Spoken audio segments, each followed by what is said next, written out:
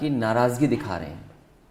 सरकार की परफॉर्मेंस पर चुनाव था, क्योंकि भारतीय जनता पार्टी ने ज़्यादा तैयारी की थी और एक समय ऐसा लग रहा था कि सदस्य किसी पार्टी का नहीं जीतेगा।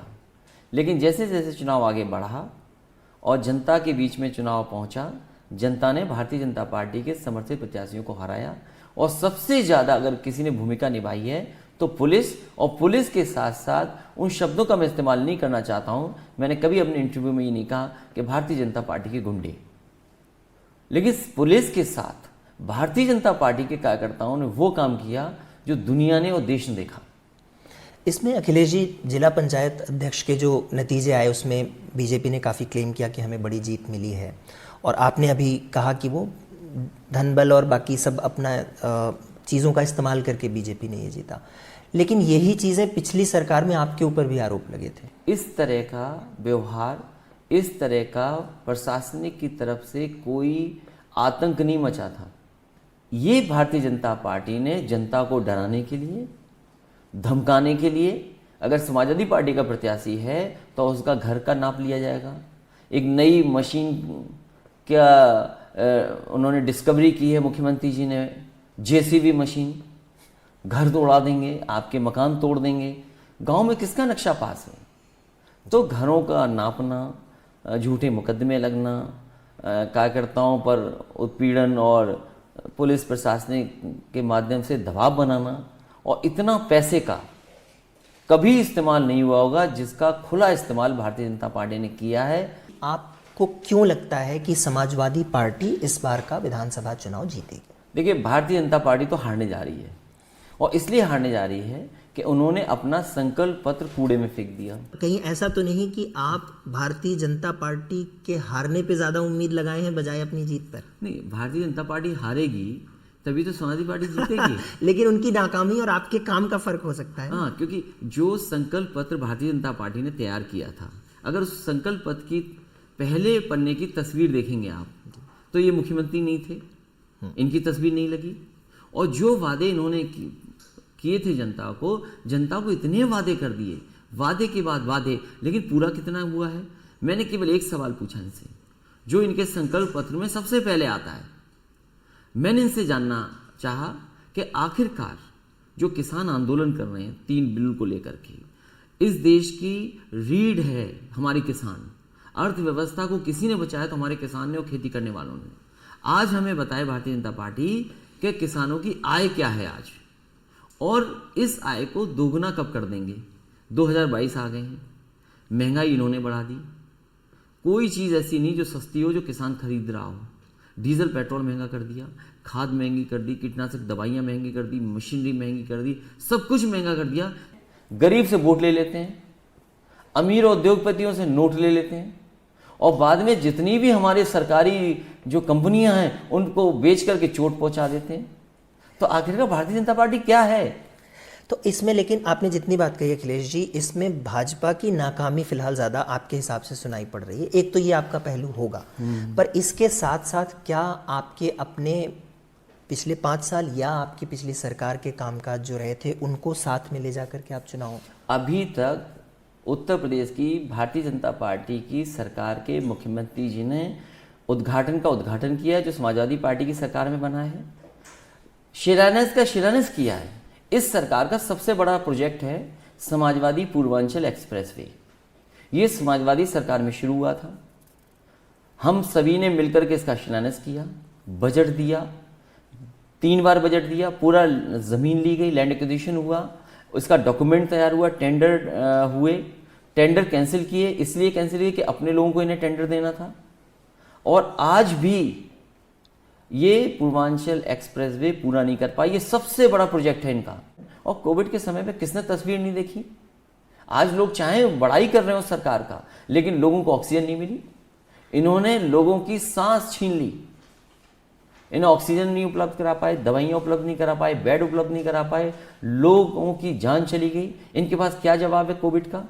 उत्तर प्रदेश सरकार के ऊपर जब ये सब आरोप लग रहे थे तो कांग्रेस तो कुछ हद तक करती हुई कुछ दिख रही थी। समाजवादी पार्टी और खासकर अखिलेश जी क्यों सक्रिय नहीं दिखे? ये पता नहीं कौन लोग हैं जिन्हें समाजवादियों का काम नहीं दिखाई देता। नहीं, पार्टी का दिखता है, पर उनको ये लगता है कि अखिलेश जी अपने घर से बाहर निकल के अगर काम करते तो वो थोड़ा ज़्यादा विजिबिलिटी में रहते हैं। अगर मैं समझता हूँ प्रधानमंत्री जी, मुख्यमंत्री जी और राष्ट्रपति जी और होम मिनिस्टर, डिफेंस मिनिस्टर सब निकलते, क्यों नहीं निकले? सरकार तो उनकी है। हम लोग लगातार मदद करते रहे। जिसको ऑक्सीजन की ज़रूरत थी, अगर फ़ोन पार्टी कार्यालय पे मुझ पर आया, हमने व्यक्तिगत लोगों को ऑक्सीजन उपलब्ध कराई, दवाई उपलब्ध कराई। मुख्यमंत्री जी का ये दावा रहा है कि उनको जब मेरे ख्याल से कोरोना हुआ, उसके बाद जब ठीक हुआ तो उन्होंने जनपदों का दौरा करके चीज़ें देखी, उस तरह का दावा बीजेपी की ओर से होता रहा है। उस लिहाज से आप जब अपना पिछले 5 साल का बतौर एक विपक्ष के नेता उत्तर प्रदेश में अपनी जनता के बीच की पहुंच और पकड़ देखते हैं, तो आपको ये लगता है कि आप जनता के बीच उस तरह से जा पाए और एक्सेसिबल रहे? बहुत अच्छा सवाल आपने पूछा, और इसलिए अच्छा पूछा क्योंकि मुख्यमंत्री जी जहाँ जहाँ गए थे वो सब समाजवादी सरकार के बने हुए अस्पताल में गए थे। सैफई में गए, वो नेताजी और समाजवादी सरकार का बना हुआ इंस्टीट्यूशन है। बांदा में जहाँ गए वो पिछली सरकार का बना हुआ और समाजवादी सरकार के बने हुए मेडिकल कॉलेज में गए।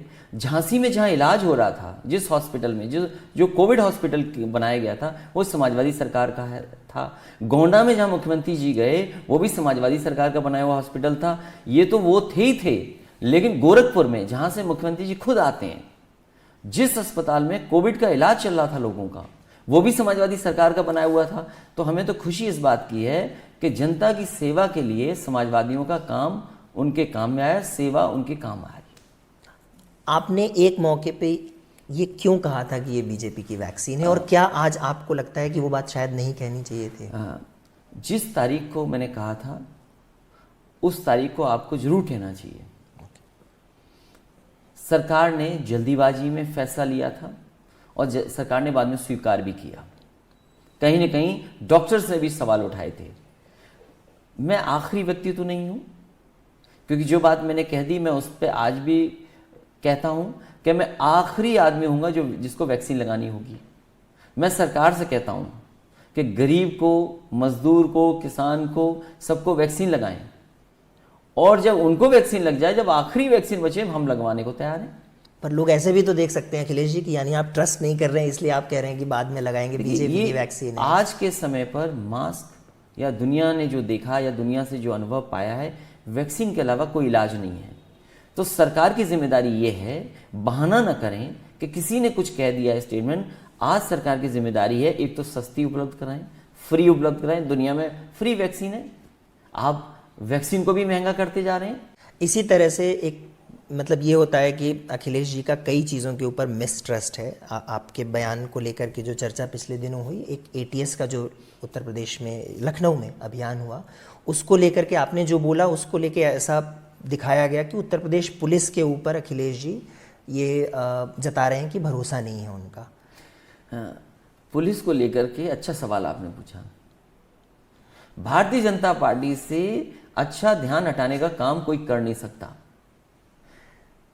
ये केवल जितने कुछ एक्सरसाइज हो रही है सब उत्तर प्रदेश के चुनाव को देख करके हो रही है, क्योंकि असली मुद्दे इनके पास नहीं है। अपना संकल्प पत्र पूरा नहीं किया है। इनके विधायक इनसे खुद सवाल खड़ा करते हैं, इनके मंत्री खुद पत्र लिख करके इन पर सवाल खड़ा किए। पूरे कोविड टाइम पर कोई मंत्री ऐसा नहीं है जिसने सवाल ना खड़ा किया उनके ऊपर। तो उन सवालों का जवाब जब सरकार के पास नहीं है, तो इसी तरीके से जानबूझ करके ATS और जानबूझ करके ऐसे ध्यान हटाने के लिए मुद्दे भारतीय जनता पार्टी लेकर के आती है। आपने अभी जिक्र किया बेरोजगारी और ऐसे मुद्दों का। मैंने कहीं देखा एक पोस्टर बैनर में इस चीज़ का जिक्र है कि समाजवादी पार्टी 10 लाख रोजगार और 300 यूनिट बिजली, मुझे नहीं मालूम कि उसकी ऑथेंटिसिटी क्या है, इसलिए मैं सीधे आपसे जानना चाह रहा हूँ कि क्या यूनिट बिजली, मुझे नहीं मालूम कि उसकी ऑथेंटिसिटी क्या है, इसलिए मैं सीधे आपसे जानना चाह रहा हूँ कि क्या अगले चुनाव में ऐसी किसी नीति या ऐसी किसी घोषणा के साथ पार्टी जा रही है क्या? भारतीय जनता पार्टी ने अगर ध्यान दिया होता तो आज उत्तर प्रदेश को ज़्यादा बिजली मिल गई होती। इन्होंने केवल बिजली महंगी की है, बिजली बनाई नहीं। तो आने वाले समय में जो आपने सुविधा की बात की है, देश में सबसे बेहतर सुविधा किसान को, गरीब को समाजवादी सरकार आने वाले समय में देगी बिजली को लेकर के। और दूसरा, आने वाले समय में रोजगार के साथ साथ सरकारी नौकरी का भी हम आकलन कर रहे हैं। जो सरकारी नौकरियां हैं उसमें कितनी जगह खाली है, लाखों लाख खाली है, वो भरेंगे। और रोजगार कैसे मिल सकेंगे, 10 लाख तो कम है। उत्तर प्रदेश में सही तरीके से काम किया जाए तो 10 लाख नहीं, कई लाख नौजवानों को नौकरी यहाँ उत्तर प्रदेश में और रोजगार मिल सकता है। क्या सरकारें इस तरह की फ्री देने वाली योजनाएं चला करके और अपने मतलब एक इस तरह की आदत या इस तरह की परिपाटियां चलाना उचित होगा या नहीं, ये चर्चा हो। समाजवादी सरकार ने 20 लाख लैपटॉप दिए थे। हाँ, तो आप ये कह सकते हैं कि ये उचित था कि नहीं था, लेकिन पूरे लॉकडाउन में लैपटॉप काम आया कि नहीं आया? किसने सोचा था कि वर्चुअल हमें पढ़ना पड़ेगा, क्लासेस करनी पड़ेंगी? तो 20 लाख लैपटॉप काम आए कि नहीं आए काम? जब आप किसानों को फ्री बिजली देंगे, उत्तर प्रदेश में समाजवादी सरकार ने फ्री सिंचाई की थी किसानों की, तो अगर किसान हमारा खुशहाल होता है तो अर्थव्यवस्था अपने आप आगे बढ़ जाएगी। तो ये जो सुविधाएं देने का सिलसिला है, अगर गरीब को सुविधा मिलती है तो उससे अर्थव्यवस्था बेहतर होती है, और अमीर को सुविधा दोगे तो आपको अमीर विदेश में ढूंढने पड़ेंगे। पिछले विधानसभा चुनाव में इस चीज़ की चर्चा हुई थी कि लैपटॉप आपसे लिया युवाओं ने और बड़ी तादाद में उसका इस्तेमाल बीजेपी के लिए फेवर में हुआ, इसलिए 300 से ज़्यादा सीटें बीजेपी जीत के आई। इससे कोई फर्क नहीं पड़ता। फर्क इसलिए नहीं पड़ता कि भाई कम से कम हमने दे करके तो दिखाया कि हम दुनिया का सबसे अच्छा लैपटॉप दे सकते हैं उनको। और इस समय जब लॉकडाउन में थे तो सबसे ज़्यादा वही लैपटॉप पढ़ाई में काम आया। ऐसी कोई नई योजना इस बार देंगे ऐसे युवाओं के लिए? अगर मैंने आपको बता दिया तो भारतीय जनता पार्टी नकल कर लेगी। उत्तर प्रदेश के जो मुख्यमंत्री हैं, न उन पर विजन है, न कुछ सोचना चाहते हैं वो। और लैपटॉप इसलिए नहीं वो बांटते हैं हमारे मुख्यमंत्री, क्योंकि खुद लैपटॉप नहीं चलाना जानते हैं। तो इसलिए कोई एक अच्छी बात बता देंगे तो बीजेपी प्रचार में बहुत तेज है, झूठ बोलने में बहुत तेज है, तो अपना लेगी, बोला ये भी काम हमारा है। 2017 में समाजवादी पार्टी ने हाथ का साथ लिया, 2019 में हाथी का साथ लिया। अभी आपकी एक तस्वीर आई, आई एम श्योर आपने भी सोशल मीडिया पे देखा होगा, जहां संजय सिंह जी से आपकी मुलाकात हुई, तो ये चर्चा हुई कि क्या अब झाड़ू का साथ होने वाला है, क्या सोच रहे हैं? समाजवादी पार्टी की कोशिश होगी कि सभी छोटे दलों को साथ लाया जाए। बड़े दलों के साथ अनुभव ठीक नहीं रहा, इसलिए छोटे दलों को साथ लेकर के आने वाले समय में चुनाव समाजवादी पार्टी लड़ेगी। तो सिर्फ छोटे दलों के साथ क्या आपको लगता है कि एक मजबूत चुनौती दी जा सकेगी बीजेपी? देखिए, बड़े दल जो थे मैं लड़ चुका हूं उनके साथ, और आखिरकार छोटे दलों ने भी बहुत काम किया, कुछ होने उनसे भी जनता जुड़ी हुई है। वो हो सकता है एक विशेष वर्ग के लिए काम कर रहे हो, लेकिन उनसे प्रभावित है जनता। तो मैं समझता हूं अगर छोटे दलों को साथ लूंगा, एक तो हमें सीटें कम देनी पड़ेंगी। ये जो बड़े दल हैं ये सीटें ज़्यादा मांगते हैं और हारते ज़्यादा हैं, इसलिए हम इनसे नहीं गठबंधन करेंगे, छोटे दलों को संतुष्ट करेंगे, उनको साथ लाएंगे और एक बड़ी ताकत बन करके समाजवादी पार्टी आने वाले समय में 350 से ज़्यादा सीटें जीत करके आएगी। अच्छा, आप पूरी डिटेल नहीं बताइए, लेकिन कुछ है गुंजाइश आम आदमी पार्टी के साथ बातचीत जो आम आदमी पार्टी ने जहां अच्छा परफॉर्म किया होगा, और अगर आम आदमी पार्टी आना चाहेगी तो सीटों पे विचार करेंगे और उनके प्रत्याशियों पे विचार करेंगे। मायावती जी की तरफ से काफ़ी आक्रामक रवैया आपकी पार्टी की ओर रहा है, बसपा के बहुत सारे लोग समाजवादी पार्टी में भी शामिल हुए, नाराज़गी क्यों है ये, इसकी क्या वजह है अखिलेश जी? सरकार उन्हें भी बनानी है, सरकार हमें भी बनानी है, बस यही नाराज़गी है। लेकिन नाराज़गी तो 2019 के लोकसभा से शुरू हुई ना, ऐसी क्या चीज़ हुई? वो नाराज़गी मैं नहीं समझ पाया हूँ, खैर उस बात पे अब मैं जाना भी नहीं चाहता हूँ। और नाराज़ तो हमें होना चाहिए कि जहाँ हम अपने घर के लोग हार गए और बसपा 0 थी, वो 10 पहुँच गई सीटें। तो अब क्योंकि पुरानी बात गुजर गई है, वो बात पे जाना ठीक नहीं है। आने वाले समय में जो होगा उस पर हम लोग काम कर रहे हैं। आप लोकसभा सांसद हैं आजमगढ़ से, लोकसभा के सदन की कार्रवाई में आपकी उपस्थिति लगभग 35% और कोई सवाल सदन के अंदर नहीं दर्ज हुआ है। इसको देख करके एक तरह से क्या ये लोगों के मन में सवाल नहीं उठेगा कि अखिलेश जी को जहां सदन में घेरना चाहिए था वहां उन्होंने उतने आक्रामक तरीके से सरकार को नहीं घेरा है? जहाँ तक सदन का सवाल है, सदन का एक ही सवाल मैंने पूछा था, और जब कश्मीर के सामने बात आई थी तो यही पूछा था कि 24 सीटें कब भरी जाएंगी जो विधानसभा की खाली हैं, क्या बीजेपी के पास जवाब है? और जहाँ तक सदन की अटेंडेंस का सवाल है, लगातार जा रहे हैं और कई बार हम लोग को अपने धरना प्रदर्शन पॉलिटिकल कामों में भी रहना पड़ता है, तो वहाँ भी शामिल रहते हैं। लेकिन सदन की परफॉर्मेंस को लेकर के आगे आप देखेंगे परफॉर्मेंस कैसी बेहतर होगी। एक और लगातार बिना सवाल के भी सवाल पूछे हैं हमने, लेकिन भारतीय जनता पार्टी ने कभी जवाब नहीं दिया। तो वो भी तो आपसे ये अखिलेश जी कह सकते हैं कि जब चुनाव का समय आया तब अखिलेश जी अब सवाल पूछ रहे हैं, इससे पहले तो पूछे नहीं उन्होंने लोकसभा में। सदन में सवाल, अगर सदन के आप हमारी निकलवाएंगे तो कई सवाल में हमने सवाल सरकार से पूछे हैं। और कार्रवाई में सब दर्ज है, सब कार्रवाई में है वो चीज़ें। उत्तर प्रदेश में काफ़ी समय से ऐसा माना जाता है कि जो मुसलमान हैं वो पार्टी पे, समाजवादी पार्टी पे भरोसा करते हैं। ऐसे में जब अब ये चर्चा हो रही है कि असदुद्दीन ओवैसी साहब उत्तर प्रदेश में आकर के चुनाव लड़ने की योजना बना रहे हैं, आप कैसे देख रहे हैं उसको? उत्तर प्रदेश में क्योंकि बड़ा प्रदेश है, ये दल लगातार आए हैं और ये दल पहली बार चुनाव नहीं लड़ रहे हैं। इस तरह के दल पहले भी उत्तर प्रदेश में चुनाव लड़े हैं और अक्सर जैसे जैसे चुनाव करीब आता है इन बातों पर चर्चा भी होती है, बहुत बहस होती है कि आखिरकार ये वोट कहाँ जाएगा। और हम ये बात कह सकते हैं कि समाजवादी पार्टी पर भरोसा है उत्तर प्रदेश के सभी अल्पसंख्यकों का। समाजवादी पार्टी ने काम किया है, नेताजी से लेकर के अभी तक लगातार उनके बीच में काम किया, चाहे उनके शिक्षा का सवाल हो, चाहे उनके रोजगार के सवाल हो और चाहे उनको आगे बढ़ाने की बात हो, तो समाजवादी पार्टी ने काम किया। लेकिन मैं इसलिए पूछ रहा हूँ कि बिहार का एक उदाहरण है हमारे सामने। बिहार में लालू प्रसाद यादव जी का भी इस तरह से माना जाता है कि सामाजिक न्याय को लेकर उन्होंने काफ़ी काम किया। तेजस्वी इस बार प्रतिनिधित्व कर रहे थे, लेकिन नुकसान हुआ AIMIM के बिहार में चुनाव लड़ने का। तो मैं उस लिहाज से, और चूंकि पड़ोस का राज्य है, तो मैं उस लिहाज से समझने की कोशिश कर रहा हूँ कि वो एक राजनीतिक अपनी स्ट्रैटेजी के तौर पे या उनकी मौजूदगी आप कितनी चिंता के तौर पे देख रहे हैं? देखिए, बंगाल में भी चुनाव हुआ, बिहार के बाद बंगाल में चुनाव हुआ। पर बंगाल तो दो धुरा हो गया ना अखिलेश जी। बिहार के बाद, क्योंकि बिहार की आपने परिस्थितियां बताई, उसके बाद बंगाल में भी चुनाव हुआ। ये दल वहां भी चुनाव लड़ रहे थे, लेकिन बंगाल में क्या हुआ, बाकी सारे दल किनारे हो गए। लेकिन वहां पर बीजेपी और मतलब एक तरह से डुअल फाइट हो गई। यूपी में भी बहुत सारे दल किनारे होंगे।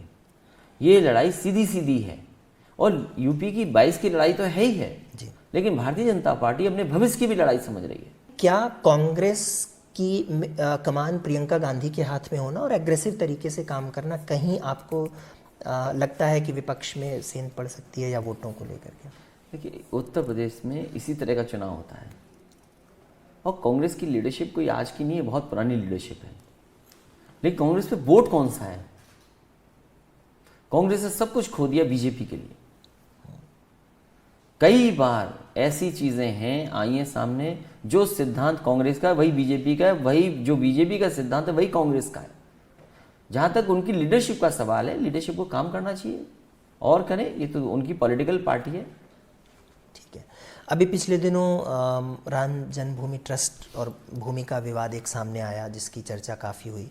अगर अखिलेश जी आपकी सरकार आती है तो राम जन्मभूमि ट्रस्ट और उससे जुड़ा, क्योंकि प्रदेश में आपके यहाँ ही वो ट्रस्ट पे काम हो रहा होगा, आपका रवैया क्या होगा? सुप्रीम कोर्ट के फैसले के बाद मंदिर निर्माण को कोई नहीं रोक सकता। हाँ, सुप्रीम कोर्ट ने जो फैसला ले लिया है वो मंदिर निर्माण तो होगा और मंदिर निर्माण चलेगा।